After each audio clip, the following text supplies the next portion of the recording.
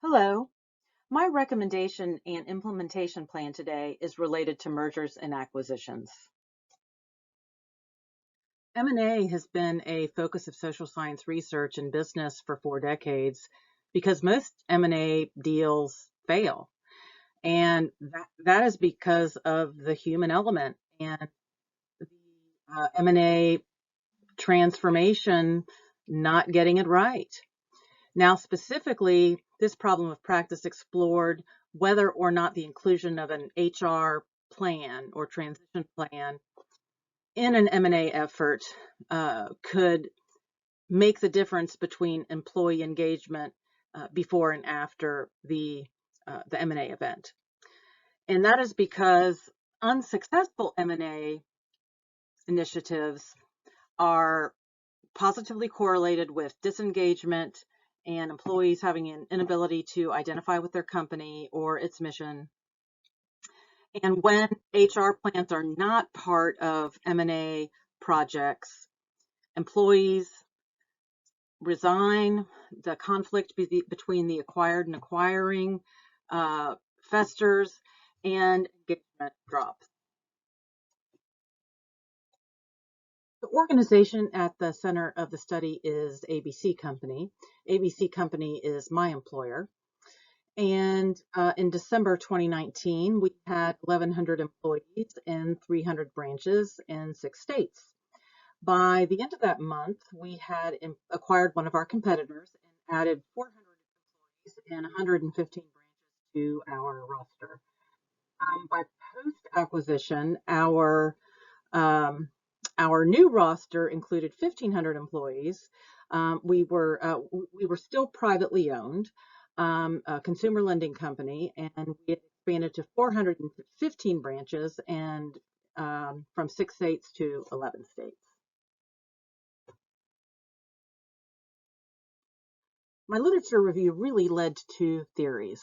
The first and primary theory is that without an HR transition plan, employee needs seem to be overlooked by integration leaders, and employees would suffer, engagement would drop, and because they're positively correlated, retention, productivity, and profitability would all drop. Secondly, with HR transition planning, employee engagement and the probability of a successful M&A event both occurred.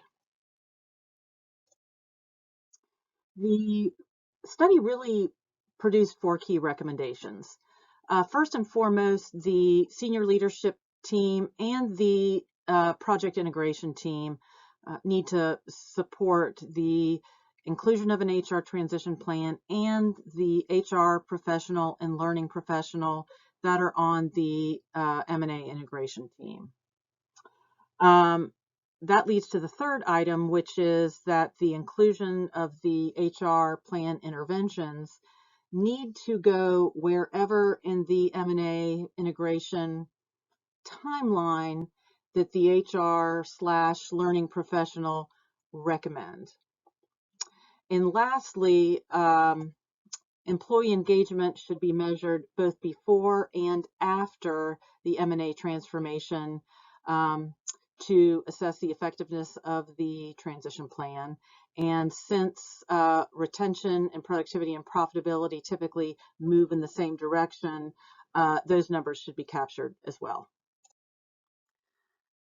The primary stakeholders of the study are our ABC employees and our XYZ employees. And what's in it for them is their own engagement and their job satisfaction. Secondarily are the leaders and shareholders of the acquiring company and then the newly combined ABC company.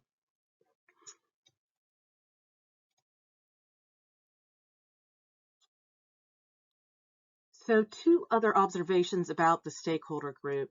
The first is that the XYZ group lost about 40 employees when their corporate office closed 6 months post-acquisition. So that was a difficult event from an engagement standpoint. related to the M&A initiative, and certainly affected engagement. The second is that both companies had been private before coming together, and neither had DEI initiatives or had dug deep into DEI, so that still remained an opportunity with the merged company or the post-acquisition company when they came together to pursue. As far as implementation, there are 4 key steps. The first is making sure there's HR representation in the implementation effort. And I spoke about that briefly. And that's where your HR resource and your learning resource come into play, and making sure that they're part of the implementation team.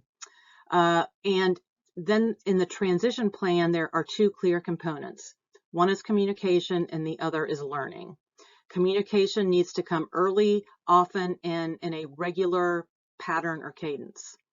The learning will probably come before the M&A transaction and after the transaction. Before the transaction, it'll be most likely related to culture and integrating work teams and making sure that the company can be operational on day one. After the event, it's going to be more about product and process. Lastly, the fourth implementation plan goal will be assessing engagement after the M&A event. Success can be measured with results from an employee engagement survey, and the engagement survey I recommend is the Gallup Q12. Additionally, supplemental and supporting success documentation can be reports on retention, productivity, and profitability for the post-M&A organization. And lastly, whether or not the employees from both organizations are intermingling after the 2 organizations come together. In terms of anticipated challenges, if you don't have the backing of your senior leadership, and if your integration team is not on board with, 1, the HR transition plan concept, and 2, having an HR rep and a learning rep as part of the team, you're in trouble.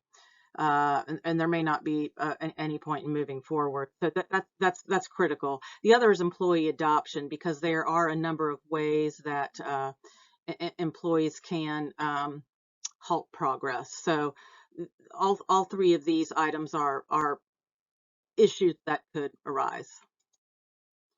In terms of required resources, I believe I've mentioned all of the items on the slide except number 5, subject matter experts from the acquiring organization.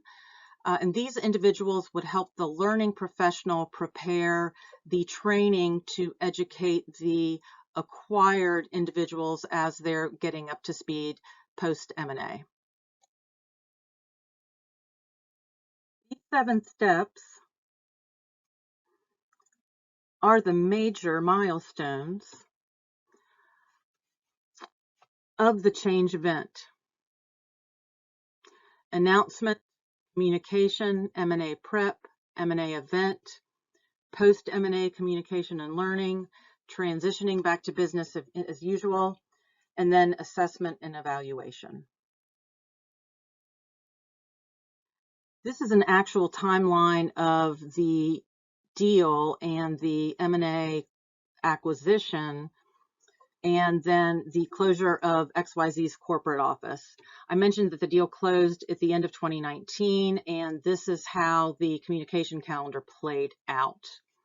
So just an example of a communication plan that we actually used. The evaluation plan consists of the Gallup Q12 survey, and that's really reflects the employee feedback, the primary stakeholder feedback. And that scale is a Likert 5-point scale. And it would be administered about 6 months after the M&A event. HR would administer it and review the results with senior leadership. And lastly, you'd want to include information on the company's retention, productivity, and profitability as well. to accompany the engagement results. So that's how you would assess the effectiveness of the HR transition plan and the study.